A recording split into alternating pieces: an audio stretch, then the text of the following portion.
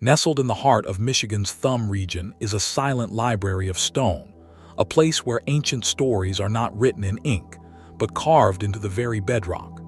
This is the Sanilac Petroglyphs, known in the Anishinaabe language as Ejabiogotic Asin, which means written on stone. It is Michigan's largest known collection of Native American petroglyphs, a sacred site that continues to whisper secrets of a forgotten past. The story of their modern discovery begins with catastrophe. In the summer of 1881, a massive forest fire, one of the most devastating in Michigan's history, swept across the Thumb. It burned over 1 million acres, consuming forests, homes, and everything in its path. But when the smoke cleared and the ash settled, it revealed what had been hidden for centuries: a massive 1,000-square-foot sandstone outcrop covered in over 100 intricate carvings. The fire had unwittingly uncovered a treasure, a gallery of art and spirituality that had been protected by the very vegetation that concealed it. The petroglyphs themselves are a fascinating puzzle. Researchers believe they were carved between 300 and 1,400 years ago, long before European contact. They are not random scratches. They are a complex language of symbols depicting the religious and cultural knowledge of the Great Lakes tribes. Among the swirls, lines, and handprints, several powerful figures emerge. There is Ebmadakwit, the archer who is shown shooting an arrow, symbolically launching knowledge into the future. There is Mijizi Inanai, the eagle man who looks to the east, the direction of the new day, and watches over the people to ensure they are following traditions. And perhaps most intriguingly, there is Mishibiju, the powerful and mystical water panther, a creature of legend believed to protect the waters of the Great Lakes. What were these carvings used for? Were they a ceremonial site, a teaching tool for young initiates, a sacred calendar, or a record of historic events? The truth is, no one can say for certain. The meaning is as faded as the lines on the stone. But the true mystery of the Sanilac petroglyphs is not just what they meant, but why they are so alone. This is the only such site of this scale ever found in Michigan. If this was a common practice, where are all the others? Were they destroyed by time, or is this place uniquely sacred, a one-of-a-kind sanctuary in the ancient world? Sadly, the petroglyphs are a fragile mystery. The soft sandstone has been subjected to over a century of natural weathering and, sadly, human vandalism. Early visitors walked across the carvings, and in some cases, people even chipped out entire symbols to take as souvenirs, leaving behind nothing but gaps in the rock and in our understanding. As recently as 2017, new, unauthorized carvings were etched onto the surface, further damaging this irreplaceable cultural resource. Specialists fear that unless preservation efforts continue, the carvings could be gone entirely by the end of this century. Recognizing its profound significance, the site is now co-managed by the Michigan Department of Natural Resources and the Saginaw Chippewa Indian Tribe, a historic partnership that ensures its stories are protected and honored for generations to come. So, as you look upon these ancient carvings, you are left to wonder, what profound message were our ancestors trying to send across the centuries? What knowledge did Ebmadakwit the archer fire into the future that we have yet to catch? The Sanilac petroglyphs offer no easy answers, only a silent, stoic challenge to uncover the lost history of Michigan. Far from the mainland, in the isolated wilderness of Royale, lies an enigma that rewrites the history of North American industry. Here, scattered across the island, are thousands of ancient pit mines, some dating back an astonishing 6,000 years. This means that large-scale copper mining was happening on Royale around 4000 BCE, a staggering 2 millennia before the stones of Stonehenge were raised, and 3,000 years before the Great Pyramid of Giza was built. This was not a small-scale operation. It was an enterprise of immense proportion and skill, conducted by ancient Native Americans whose capabilities we are only beginning to understand. The miners, belonging to what archaeologists call the Archaic period, were hunter-gatherers. Yet, they organized to extract pure copper from the earth on a massive scale. The copper on Royale is some of the purest in the world, existing in a native metallic state, which means it could be worked directly from the ground without the need for smelting. Their methods were ingenious.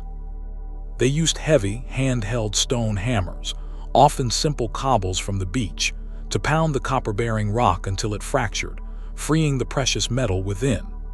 In some pits, there is evidence they used advanced techniques like fire setting, heating the rock with fire and then quickly cooling it with water to make it crack more easily.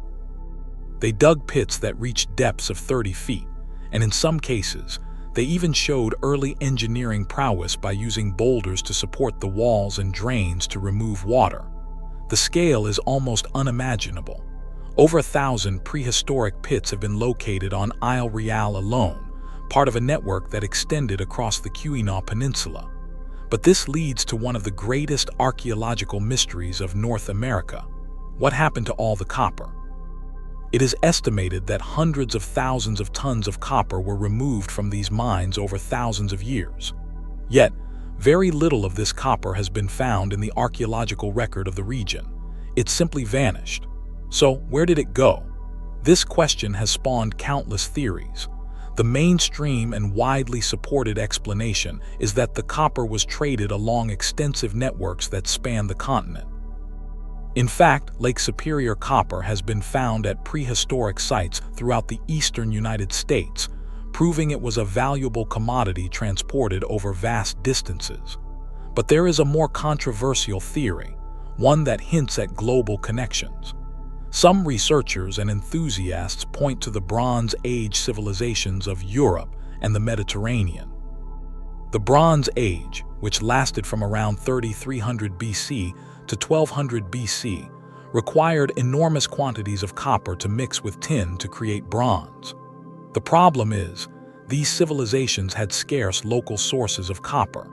Could ancient mariners, Phoenicians, Minoans, or others, have made the perilous journey across the Atlantic to the Great Lakes to procure this vital resource?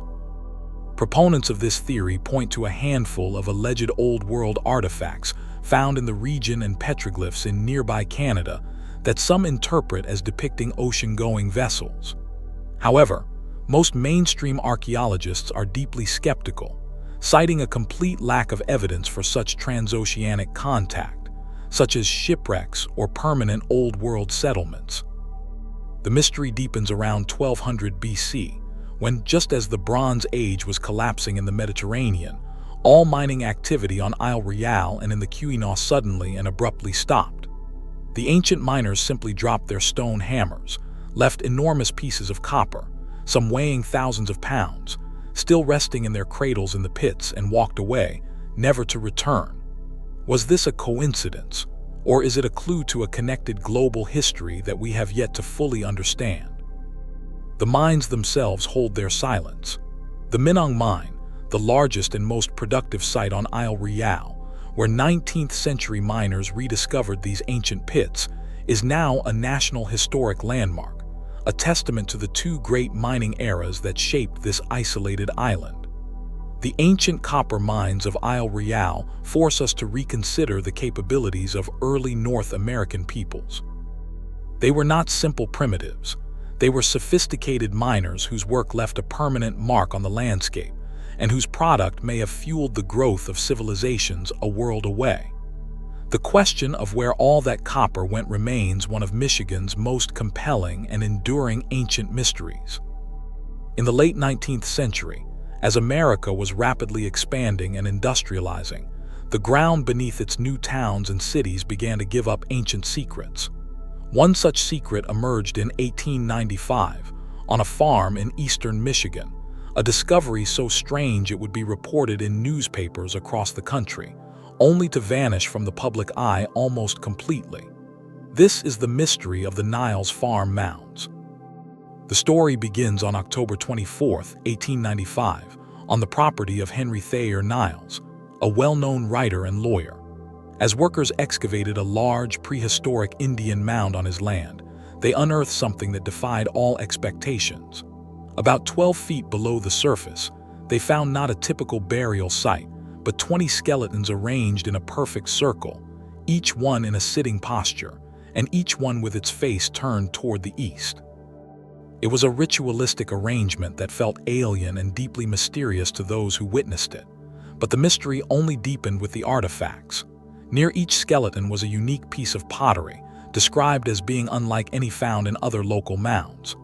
These bowls could hold about a gallon of fluid. Their edges were fluted or crimped, and they were covered in what appeared to be pictographs or hieroglyphic images. Who were these people, and what was the meaning of this solemn, circular ceremony? Further compounding the enigma were the physical remains themselves. The newspaper accounts noted that when exposed to the air, most of the skeletons crumbled to dust, but 2 skulls were recovered intact.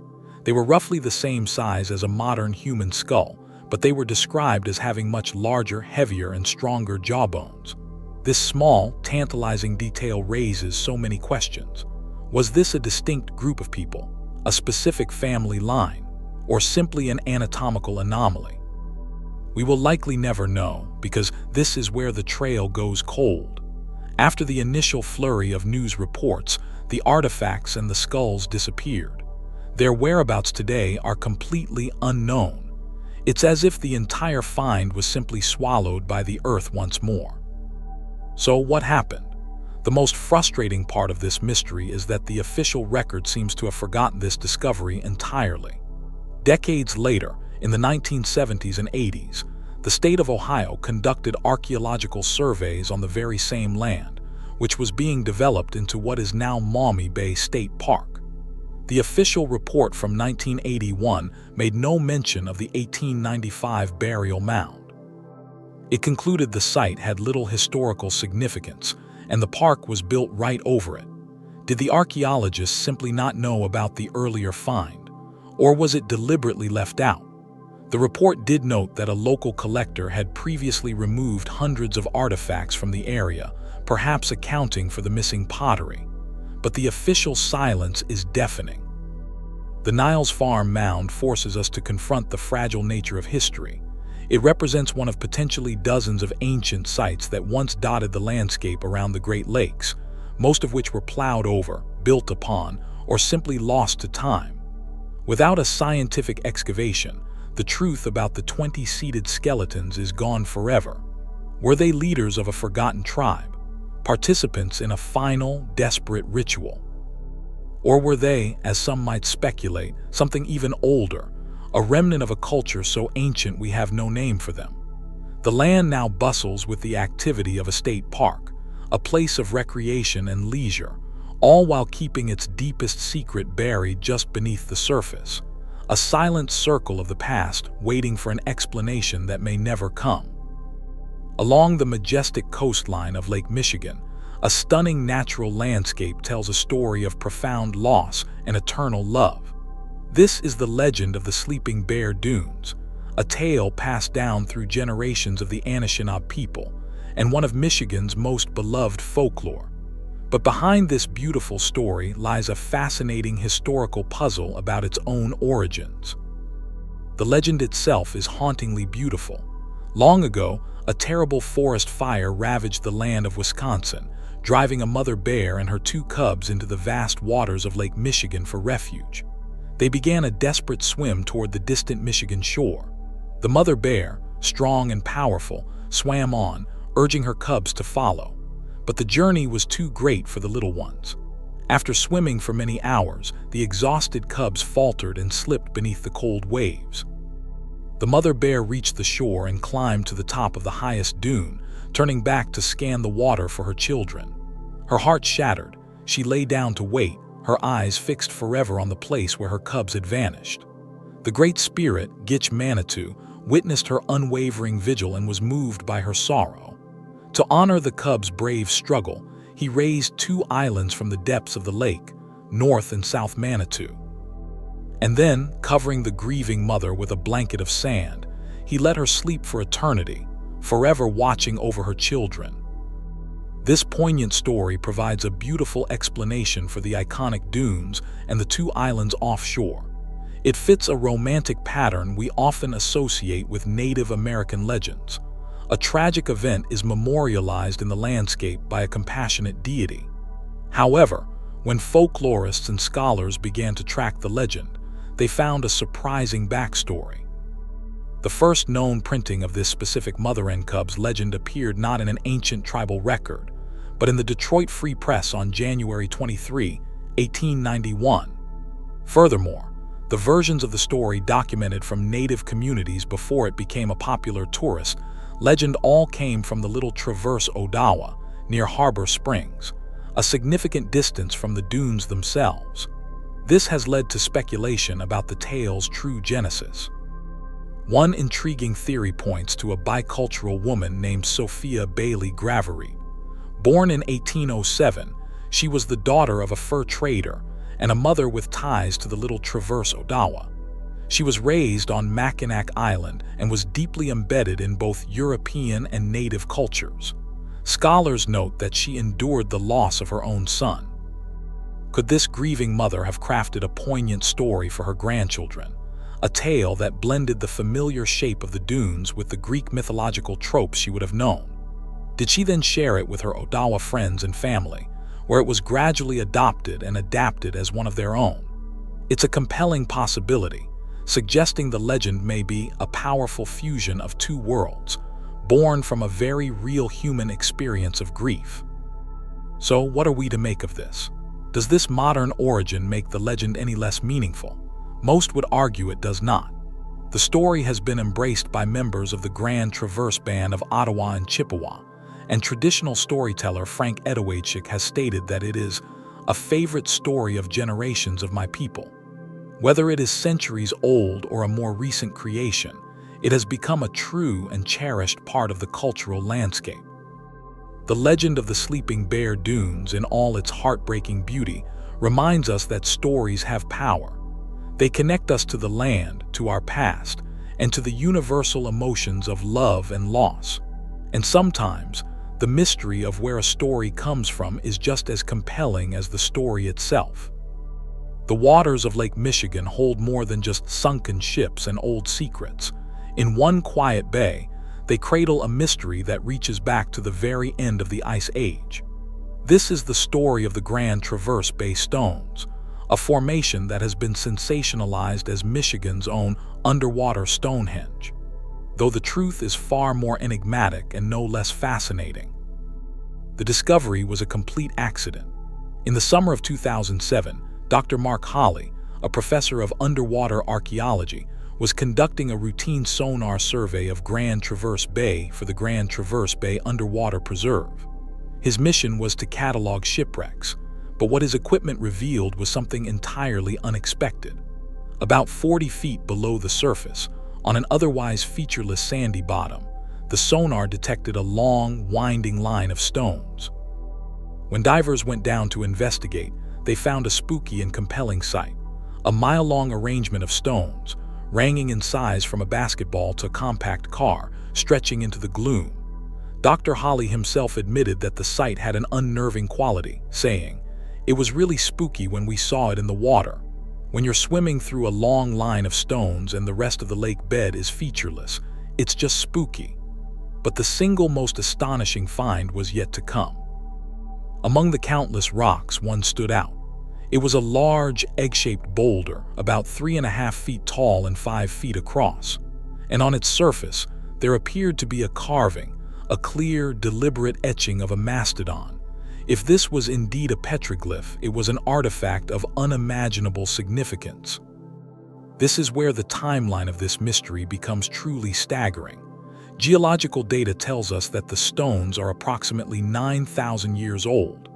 At that time, this part of the lake bed was not underwater. The massive glaciers of the last ice age had retreated, but global water levels were still low, leaving the bottom of what is now Grand Traverse Bay as dry, tundra-like land. This means the stones were arranged by human hands on dry land, a full 4,000 years before the great circles of Stonehenge were even conceived. The site was only submerged centuries later, as melting glaciers filled the Great Lakes to their current levels, preserving this ancient secret in a deep freeze of cold, fresh water. The potential mastodon carving only deepens the timeline's mystery, harkening back to an era when these prehistoric giants still roamed North America. But what was this place? The dramatic Stonehenge label was largely a media creation, and Dr. Holly has been careful to clarify that this is not a megalithic site in the European sense. So, without the sensational name, what were its creators building? Researchers have looked to a similar and more thoroughly studied site in Lake Huron for clues. There, archaeologist Dr. John O'Shea discovered a 9,000-year-old stone structure designed as a caribou hunting blind, used to channel migrating herds into ambush points. It is highly possible that the Grand Traverse Bay Formation served a similar, practical purpose for ancient hunter-gatherers.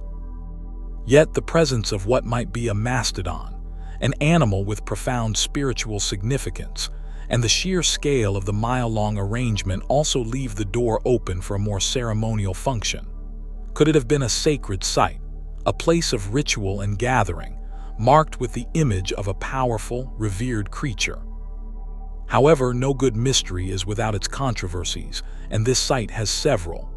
The mastodon carving, while compelling, has never been formally authenticated. Some experts are deeply skeptical, noting that it would be a unique and unparalleled find in the hemisphere, and that the features could be the result of natural glacial scarring. Furthermore, the site itself became the center of a quiet conflict. Out of respect, Dr. Holly shared the discovery with the Grand Traverse Band of Ottawa and Chippewa, who have ancestral ties to the land.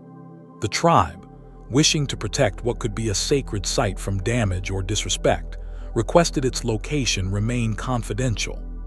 This, combined with the challenges of underwater archaeology and the initial media frenzy, has unfortunately stalled detailed scientific study for years.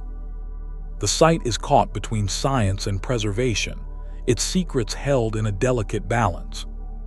So we are left with a profound and open-ended puzzle.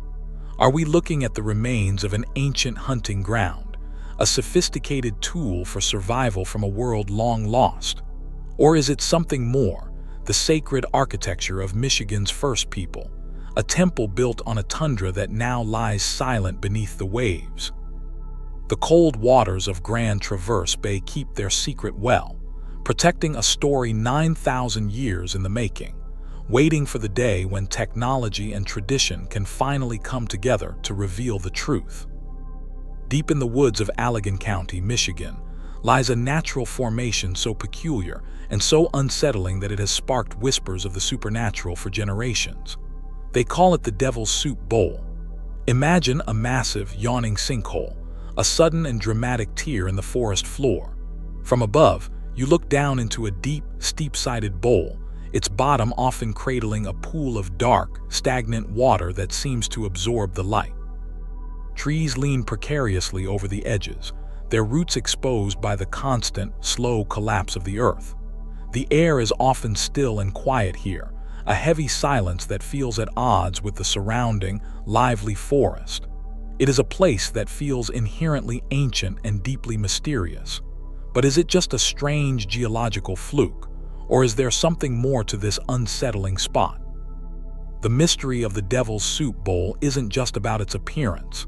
It's about the stories it has inspired and the unanswered questions that surround its true origin. The most common explanation is a geological one.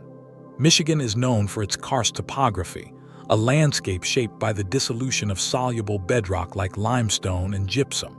Over thousands of years, slightly acidic groundwater can eat away at this bedrock, creating underground cavities. When the roof of one of these cavities can no longer support the weight of the soil above it, it collapses, creating a sinkhole. And the Devil's Soup Bowl certainly looks the part. It has all the hallmarks of a classic collapsed sinkhole. Yet, even with this seemingly straightforward explanation, there are details that leave room for doubt. The sheer presence and persistence of the water at the bottom is one thing. Some suggest it's simply the water table, while others wonder if there's an underground spring, a hidden source feeding the soup. But the mysteries don't stop with its formation. Local folklore is rich with tales that offer a very different and much darker origin story for the bowl. As its name implies, many legends attribute its creation to the devil himself. One of the most persistent tales describes a colossal struggle between a powerful, benevolent Native American chief and the devil. In this story, the devil was terrorizing the chief's people. Their final confrontation was an earth-shattering event, and in a fit of rage, the devil stomped his hoof into the ground, tearing open the earth and creating the bowl. Another version suggests the bowl is a literal cooking pot, a place where the devil would prepare his sinister meals, the dark water a remnant of his broths and stews. These stories are more than just campfire tales. They are a testament to the powerful, primal impression the site leaves on those who see it. It feels like a scar on the landscape, a place where something momentous and terrible must have happened. This blend of geology and legend is compelling, but it leaves a fundamental question unanswered. Why here? If it is just a sinkhole, why has this particular one captured the human imagination so fiercely, while others are simply noted as curiosities? Some researchers and enthusiasts have proposed a more speculative and far more intriguing possibility. Could the Devil's Soup Bowl be more than a natural formation? Could it be, in some way, a monument? The idea seems far-fetched at first, until you consider the patterns found in ancient sites around the world. Many sacred places are located near powerful geological features, caves, springs, and yes, even sinkholes. These were often seen as portals to the underworld, places where the veil between worlds was thin. What if ancient peoples, long before European settlers arrived, recognized the strange energy of this place and marked it as significant? There is no archaeological evidence of construction, no tool marks or arranged stones, but that doesn't entirely rule it out. Perhaps its power was in its natural, unadulterated state. The stories of a devilish creation could even be a distorted echo of much older indigenous tales, repurposed over time by settlers who didn't understand the original significance. Then there are the more modern mysteries associated with the site. Visitors often report a profound feeling of unease, a sensation of being watched from the dense woods that surround the bowl. Some claim electronic devices behave strangely near the rim, losing battery power or malfunctioning for no apparent reason. Others tell of unusual sounds, low rumbles that seem to come from deep within the earth, or disembodied whispers that drift through the trees. Of course, it is easy to dismiss these accounts as the product of overactive imaginations, fueled by the location's ominous name and reputation. But when so many people report similar experiences independently, it gives one pause. Is it simply the psychological power of suggestion, or could there be something about the site itself, perhaps its geology, its acoustics, or even its history, that triggers these sensations? The true enigma of the Devil's Soup Bowl is that it refuses to be easily categorized. It sits at a crossroads between science and folklore, between a documented natural phenomenon and a place of deep, lingering myth. You can stand on its edge, looking down into that dark, watery depths, and logically tell yourself that you are looking at a sinkhole. But the feeling in the air, the heavy silence, and the weight of countless stories make you wonder. Is the water at the bottom just collected rainfall, or is it the cold, leftover broth from the devil's own kitchen? Did the earth simply collapse under its own weight, or did a powerful force punch a hole into our world from another? The bowl offers no answers, only its silent, imposing presence, a reminder that some of Michigan's oldest mysteries are not written in stone, but carved directly into the land itself. Far from the shoreline, hidden beneath the seemingly endless blue waters of Lake Huron, lies a secret that is over 9,000 years old. This isn't a shipwreck or a modern structure, but a sophisticated hunting complex, built by ancient peoples on land that was once dry. It's a site that rewinds the clock to a time when the very geography of Michigan was unrecognizable, and it reveals the ingenuity of some of the region's earliest inhabitants. The site is known to researchers as the Drop 45 Drive Lane. Discovered on what is called the Alpena Amberley Ridge, this intricate structure is located 120 feet below the lake's surface and stretches for over 300 feet. But how could a hunting site exist at the bottom of one of the world's largest lakes? The answer lies in the ancient past. Nearly 9,000 years ago, at the end of the last ice age, water levels in Lake Huron were about 250 feet lower than they are today. The Alpine Amberley Ridge was not underwater. It was a dry, narrow land bridge, a corridor of tundra and spruce trees that connected what is now northeast Michigan to southern Ontario. This exposed land was a perfect pathway for migrating caribou herds, and ancient hunters took full advantage of this geography. These hunters were not simple wanderers. They were strategic and highly organized. The Drop 45 site is the most complex hunting structure ever found beneath the Great Lakes. It consists of two parallel lines of stones that create a narrow lane, funneling animals into a confined space. Along this lane, the hunters built what are known as hunting blinds, small, V-shaped stacks of stone where they could hide, waiting to ambush the caribou as they were channeled past. The entire structure was a masterwork of planning, requiring a deep understanding of animal behavior and landscape manipulation. Archaeologists also found stone tool chips at the site, the leftover debris from making or repairing spear points, silently marking the spot where ancient hunters prepared for the kill. The level of cooperation needed to build and use this site suggests that these early peoples had complex social structures, likely organizing large group hunts in the spring to secure vital resources. The discovery forces us to completely rethink the timeline of human activity in the Great Lakes region. This hunting site is about 4,000 years older than Stonehenge and 7,000 years older than the Roman Empire. It presents a scene from a lost world, a landscape that was swallowed by the rising waters of the lake as the climate warmed and glaciers melted. The site's perfect preservation under the cold lake water offers a rare, frozen-in-time glimpse into the lives of these ancient hunters, a story that was buried and protected for millennia. It stands as a powerful testament to the skill and adaptability of the first peoples of North America, whose history is not just buried in the earth, but also hidden beneath the waves.